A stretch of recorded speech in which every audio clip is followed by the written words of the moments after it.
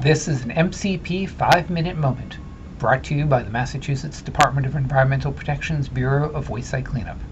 My name is Paul Locke. In today's topic, we ask, what are the MCP Method 1 soil standards based on? When we're talking about the MCP Method 1 soil standards, we're actually talking about a collection of 9 different sets of standards. There are 3 soil categories, S1, S2, and S3. S1 is typically thought of as residential unrestricted use, whereas S2 and S3 represent soil at locations where there is less and less potential for exposure. The soil at a site will be sitting above groundwater, and we want to protect that groundwater, make sure that any contamination that may be left in the soil, even if it doesn't pose a risk through direct contact, will not leach into the groundwater and cause a problem there. And that's how you get 9 sets of Method 1 soil standards. You have 3 categories of soil, times 3 categories of groundwater, which gives you 3 times 3 or 9 sets of standards to make sure that we are protecting both resources. So Table 2 of the MCP presents all of the S1 soil standards. S1 GW1 being the soil standards for S1 soil that is protective of groundwater 1 groundwater underneath the soil.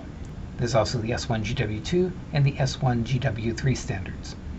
Here's what these standards look like in the actual regulations. Similarly, the S2 standards are presented in Table 3, and the S3 standards are presented in Table 4. Despite the differences in what goes into the calculations for each of these sets of standards, the same general methodology applies to all 9 sets, and that's what we're going to look at now. There are up to 6 different concentrations that we look at when we put together the Method 1 standards for the MCP. First, if a chemical is considered carcinogenic, a cancer risk-based concentration is calculated. Second, we look at the non-cancer risk posed by the chemical and identify a risk-based concentration for those effects. Third, as we talked about earlier, we want to make sure that the soil that is left behind does not pose a risk or a threat to the groundwater that lies underneath the site, so a leaching-based concentration is identified. Fourth, we want to put a cap on how high these calculated allowable concentrations may go. We call that a ceiling level. We use the ceiling level recognizing that not all of these calculations are perfect. We don't have ideal information for all of the chemicals all the time. So we want to put a limit on how high these calculated values may go. Next, we ask the question of, can we measure these target concentrations? It's not appropriate and not effective to promulgate standards that are lower than analytical detection limits. So we identify how low we can accurately measure the concentrations. And finally, many chemicals exist in the environment for reasons unrelated to hazardous waste site cleanup. Many are there because they're naturally occurring.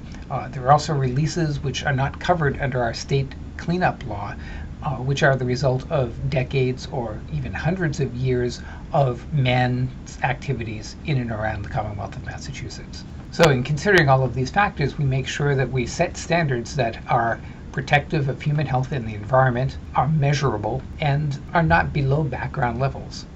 So here's a graphic that illustrates the thought process we use for all of the Method 1 soil standards. First, we go through calculations to identify both the cancer risk-based level and the non-cancer risk-based level for that individual chemical. Then, because we want to protect the groundwater beneath the site, we also identify leaching-based concentrations. Fourth, we cap these calculated values with a ceiling concentration. We then pick the lowest of these 4 values to carry through. So the ultimate standard may be based on any one of these 4 levels. Next, we consider background concentrations, if there is one for that particular chemical.